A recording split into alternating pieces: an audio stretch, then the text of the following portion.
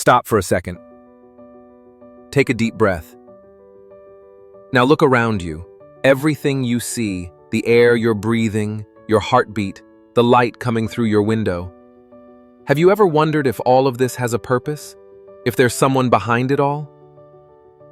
I'm Across Beliefs, and today we're going to do something a lot of people avoid. We're going to use reason, pure logic, to explore one of the oldest and most important questions in human history. Does God exist? But here's the deal. I'm not going to ask you to just have faith without thinking. I'm not going to give you easy, emotional answers.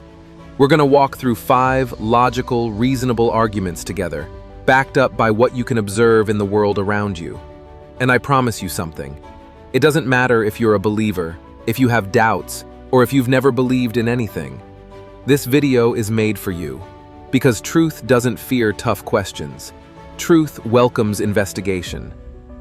Before we get started, I want to ask you 3 things. First, if any of these arguments makes you think, drop me a comment. I want to know what resonates with you. Second, if you know another argument I didn't mention here, share it. This is a dialogue, not a monologue. Third, if you stick around till the end, I'm going to lead us in a prayer. Not a religious prayer in some sectarian sense, but an honest conversation with the Creator. And I'm inviting you, no matter your background, no matter if you have doubts, no matter if you've never prayed in your life, join me. Because talking to God doesn't require perfect words. It just requires a sincere heart. Ready? Then let's start this journey, a journey from reason to the divine. Argument 1. Everything that begins to exist has a cause. Picture this. You're at home, on a quiet afternoon. Suddenly you hear a crash in the kitchen. A plate fell to the floor and shattered into pieces. Your first question isn't, did it fall by itself for no reason? Your first question is, what caused it? Maybe the wind, maybe the cat, maybe someone bumped it accidentally. But you know, with absolute certainty, that something caused it. Now let's take that principle further. Think about your phone. Someone designed it. Think about the building where you live. Someone built it. Think about the book you read, the song you listened to, the chair you're sitting on. None of those things appeared out of nothing. Everything that begins to exist has a cause. This isn't a religious principle. It's basic logic that we apply every single day of our lives. Now it would leap, the entire universe. For centuries, some people thought the universe was eternal, that it had always been there. But modern science, especially in the last century, has shown us something different. The universe isn't eternal. It had a beginning, a starting point, a moment zero.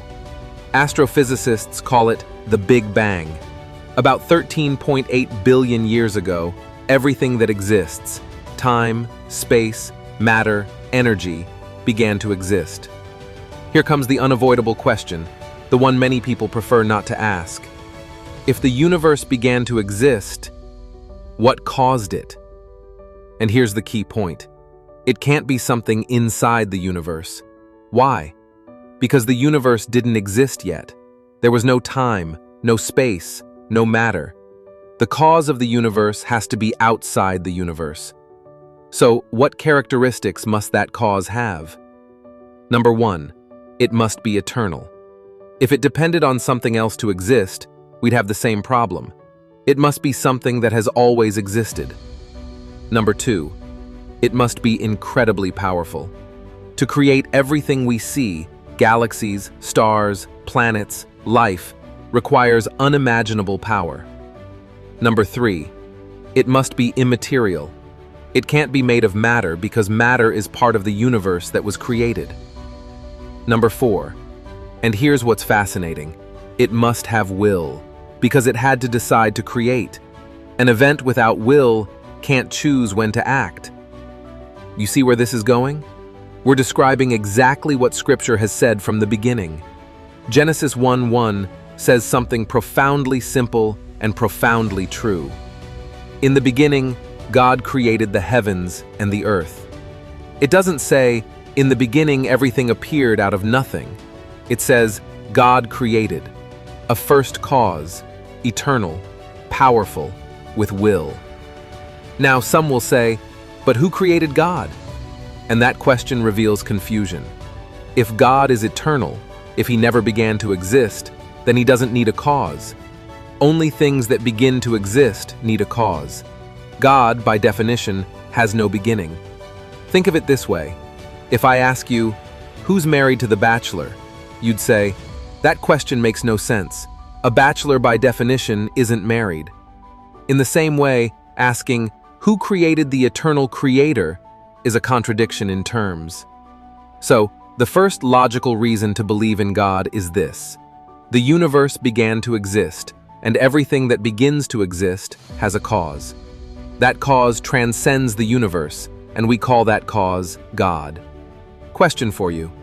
Have you ever actually stopped to think where everything really comes from? Not superficially, but for real. Drop it in the comments. I'd love to hear your thoughts. Argument 2. The fine-tuning of the universe reveals a designer. Let's do a thought experiment. Imagine you walk into a room and find 1,000 dominoes perfectly lined up in intricate patterns. You touch them, and they fall in a perfect sequence, creating a beautiful image. What would you think? Would you say, what a coincidence, someone randomly threw the dominoes and they fell like this? Of course not. You'd immediately think, someone intelligent placed them with a purpose. Now look at the universe. Not 1,000 dominoes. Look at billions of variables working in perfect sync. Physicists have discovered something mind-blowing. The laws of the universe, gravity, electromagnetism, nuclear forces, are calibrated with such extreme precision that if they changed just a tiny bit, literally a tiny bit, life wouldn't be possible. Let me give you concrete examples. Gravity. If it were just 1 in 10 to the 40th power times stronger, that's a 1 with 40 zeros, stars would burn so fast there'd be no time for life to evolve. If it were a bit weaker, stars would never ignite. No light, no heat, no life. The electromagnetic force. If it were slightly different, atoms couldn't form. No atoms, no molecules. No molecules, no water, no air, no you. Earth's distance from the sun. If we were 5% closer, water would evaporate. If we were 5% farther, it would freeze. We live in what scientists call the Goldilocks zone. Not too close, not too far. Just right. But you don't have to look at space to see design. Look at yourself. Your body has approximately 37 trillion cells. Each one has a specific job. Some carry oxygen, others fight infections, others build tissue. And they all work in perfect coordination without you having to think about it. Your DNA contains 3 billion letters of genetic information. If you printed that information, you'd fill a library of 1,000 books with 500 pages each. All of that in a microscopic cell. Your brain processes approximately 11 million bits of information per second. Right now, as you're listening to me, your brain is coordinating your breathing, your heartbeat, interpreting sound, processing images, remembering past experiences, imagining the future, and it does it effortlessly. Now ask yourself honestly, is all of this coincidence? Accident? Blind luck? Or could it be design? King David expressed it beautifully 3,000 years ago in Psalm 19:1. The heavens declare the glory of God, the skies proclaim the work of his hands. And the Apostle Paul wrote in Romans 1:20, For since the creation of the world, God's invisible qualities, his eternal power and divine nature have been clearly seen, being understood from what has been made. In other words, creation itself is a testimony to its creator. Think of it this way. If you found a watch in the middle of the desert, you'd never say, how interesting, the pieces came together by themselves through the wind. You'd say, someone made this watch. The universe isn't a simple watch. It's infinitely more complex. Doesn't that require an infinitely wiser watchmaker? Question for you. What part of creation leaves you speechless? The starry sky? The ocean? Your own body? Share it in the comments. I'd love to know what makes you marvel. Argument 3. The universal moral law points to a moral lawgiver. I'm going to say something controversial, and I want you to think about it honestly. Torturing an innocent child for fun is wrong. Not, I don't like it. Not, my culture disapproves. Not, evolution made me feel this way. It's objectively wrong. Anywhere, anytime, in any culture. You agree? If so, you just recognized something profound, that there's a moral law that transcends personal opinions and cultural preferences. Now this is fascinating. Let's dig deeper. All human beings, no matter where they were born, how they were raised, what religion they have or don't have, share certain basic moral values. Everyone values love over hate. Everyone values justice over injustice. Everyone values courage over cowardice. Everyone values honesty over lying, at least when others lie to us. Of course, cultures differ in details, but the fundamental principles are universal. Here's the problem for those who don't believe in God. Where does this moral law come from? Some say, from evolution. We cooperate because it helps us survive. But that doesn't explain why we feel we should do the right thing even when it goes against our survival. It doesn't explain why we admire someone who sacrifices their life for a stranger. It doesn't explain why we feel guilt when we do wrong, even if nobody finds out. Picture this. You're walking down the street and you find a wallet full of money. Nobody's around, no cameras. Nobody would know if you kept it. But something inside you, an inner voice, tells you, this isn't yours. It's wrong to keep it. That voice isn't your survival instinct. Your survival instinct tells you, take it. It'll make your life easier. That voice is your conscience, and your conscience appeals to a law that's beyond you. C.S. Lewis, who was an atheist and became one of the greatest Christian thinkers of the 20th century, put it this way: all human beings know there's a right and wrong, and all of us, at some point, have violated that law. That means two things. There's a moral law, and we're not its source. Think about it this way. If there's no God, if we're just the result of purposeless material processes, then there's no objective good or evil. There are only opinions, only preferences. But if everything's just opinion, then you can't say Hitler was really wrong. You can only say, I don't like what he did. And that's absurd. We all know, deep in our being, that some acts are objectively evil. The Bible explains this in Romans 2:14-15. Indeed, when Gentiles, who do not have the law, do by nature things required by the law, they are a law for themselves, even though they do not have the law. They show that the requirements of the law are written on their hearts, their consciences also bearing witness. In other words, the moral law is written on the human heart, not because we invented it, but because someone put it there. If there's an objective moral law, there must be a moral lawgiver. If there's a standard of justice that transcends cultures and eras, there must be a just judge who defines that standard. That lawgiver, that judge, is God. Question for you. Do you believe there's an absolute right and wrong? Or do you think everything's relative? And if you believe in the absolute, where do you think it comes from? Share your perspective below. Argument 4. Contingency demands a necessary being. Now we're going to dig a little deeper. This argument is philosophical, but I promise I'm going to make it simple. Think about anything that exists around you. Your phone, your house, your food. None of it exists by itself. Everything depends on something else. Let's take a concrete example. A tree. The tree exists because there was a seed before it. The seed exists because there was another tree before it. That tree exists because there was fertile soil, water, sunlight. The sun exists because there were nuclear reactions. Those reactions exist because there are laws of physics. See the pattern? Everything is dependent. Everything is contingent, meaning it could have not existed. Now, if everything in the universe depends on something else, if everything's contingent, we arrive at a problem.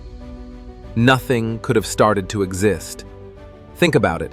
If A depends on B, and B depends on C, and C depends on D, and so on to infinity, you'd never get to A. It'd be like a chain suspended in the air with nothing holding it up. It can't work. There must exist something that doesn't depend on anything else. Something that exists by itself. Something that couldn't stop existing. Philosophers call this a necessary being. Imagine a line of dominoes falling. Each domino falls because the one before it pushed it. But if there's no first domino that someone pushed, none would fall.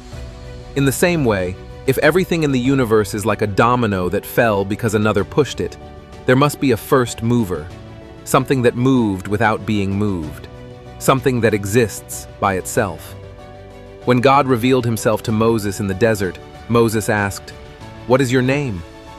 And God answered something extraordinary. He didn't say, "My name is such and such." He said, "I am who I am." Not "I was created," not "I depend on," simply, "I am." God is the only being whose nature is to exist. He doesn't need a cause because he's the source of all causes. He doesn't depend on anything because everything depends on him. Psalm 92 expresses it beautifully. Before the mountains were born, or you brought forth the whole world, from everlasting to everlasting, you are God. Everything contingent, everything that could not exist, needs a necessary foundation. Everything dependent needs an independent being. Everything temporal needs an eternal being. That foundation, that independent and eternal being, is God. Question for you. Have you ever wondered why there's something instead of nothing? It's a deep question. Share your thoughts in the comments. Argument 5. The universal experience of the divine. This last argument is different. It's not abstract. It's not just cold logic. It's something you can experience. Throughout all of human history, in every civilization, on every continent, in every era, human beings have sought God. And they haven't just sought him, they've found him. I'm not talking about mass superstition. I'm talking about real testimonies, transformed lives, encounters that can't be explained with words but are undeniable to those who live them. Think about this. How many people do you know or have heard of who say they've experienced God's presence? The addict who tried everything to quit drugs and nothing worked until he prayed and felt a peace, a strength he can't explain, and was free. The person who was on the edge of suicide, who felt their life had no meaning, and in a moment of desperation cried out to God, and felt an indescribable love that gave them a reason to live. The atheist scientist who, studying the complexity of the universe, felt there was something greater, something personal, something calling him. Look, I know skepticism is valid. You can say, that's just emotion, or it's psychological, or it's suggestion. But here's the thing. When one person claims to have experienced something, we can question it. But when millions of people, over thousands of years, in completely different cultures, report similar experiences, that deserves serious attention. It's like if 1,000 people in different parts of the world describe seeing the ocean without knowing each other. Would you say they're all hallucinating? Or would you consider that maybe the ocean exists? And here's what's beautiful. God isn't just an idea. He's not just a philosophical concept. He's a living presence you can know. The Bible invites this beautifully in Psalm 34:8. Taste and see that the Lord is good. It doesn't say, believe blindly. It says, taste and see. It's an invitation to experience. And in Hebrews 11:6 it says, and without faith it is impossible to please God, because anyone who comes to him must believe that he exists and that he rewards those who earnestly seek him. God rewards those who sincerely seek him. So, my challenge for you today is this. If you have doubts, if you're wondering if God is real, try it. Don't be afraid to seek. Don't be afraid to pray. Even if you don't know how, even if you feel it's silly, say something simple like, God, if you exist, show me. Give me a sign. Help me find you. And pay attention, because God has a way of answering that's unique to each person. Question for you. Have you ever had an experience that made you feel there's something bigger than you? Maybe a moment of wonder, unexplainable peace, sudden clarity. I'd love for you to share it in the comments, because your story might be exactly what someone else needs to hear. All right, we've walked together through 5 solid, reasonable, logical arguments that point to God's existence. Let's do a quick recap. Argument 1. The universe began to exist, and everything that begins to exist has a cause. That first cause transcends time, space, and matter. That cause is God. Argument 2. The fine-tuning of the universe, the laws of physics, the complexity of life, reveals intelligent design. And where there's design, there's a designer. Argument 3. There's a universal moral law written on every human heart. And if there's an objective moral law, there must be a moral lawgiver. Argument 4. Everything in the universe is contingent, dependent on something else. But there must be a necessary being that exists by itself. That being is God. Argument 5. Throughout history, millions of people have experienced God's presence in personal and transformative ways, and that collective experience testifies to a living God. Now, I want to be honest with you. These arguments don't eliminate all doubt. There'll always be room for mystery. There'll always be questions we can't fully answer. But what these arguments do show is that believing in God isn't irrational. It's not a blind leap into the void. It's a reasonable conclusion based on the evidence around us, the logic we use every day, and the shared human experience across centuries. Before we close, I want to do 3 things. First, if this video made you think, if any of these arguments resonated with you, give me a like and share it with someone who's looking for answers. You never know who needs to hear this today. Second, drop me in the comments. Which of these 5 arguments did you find most convincing? Or do you know another argument I didn't mention? I want to learn from you too. This is a dialogue, not a monologue. Third, I'm going to end with a prayer. And I want to invite you, no matter your background, no matter if you have doubts, no matter if you've never prayed in your life, join me, because talking to God doesn't require perfect words. It just requires a sincere heart. If you're down, bow your head with me. Close your eyes if you feel comfortable. And just listen, or repeat in your heart. Heavenly Father, Creator of heaven and earth, of all things visible and invisible. Today we come before you not with perfect answers, but with sincere hearts. Thank you for leaving us signs of your existence in every corner of creation. Thank you for inviting us to seek you, to reason, to question, even to doubt, knowing that in the end, whoever seeks sincerely finds you. If there's someone here who's seeking, who has doubts, who doesn't know if you're real, I ask that you reveal yourself to that person in a personal, unique, undeniable way. That they might experience your love, your peace, your presence. For those of us who've already found faith in you, strengthen us. Help us live in such a way that others see your light in us. Help us share these truths with respect, clarity, and love, always remembering that we're not better than anyone, we're just loved by you. That each person who sees this message can say with the psalmist, I tasted and saw that you are good. Thank you for your patience. Thank you for your grace. Thank you for never stopping your search for us, even when we stop searching for you.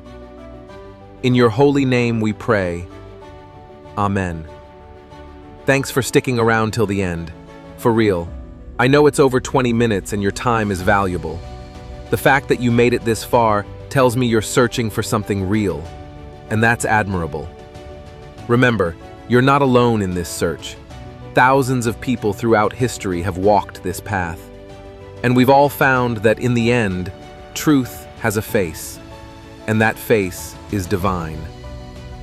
If this video helped you, share it. Someone you know might be going through the same questioning you are. Drop your thoughts in the comments.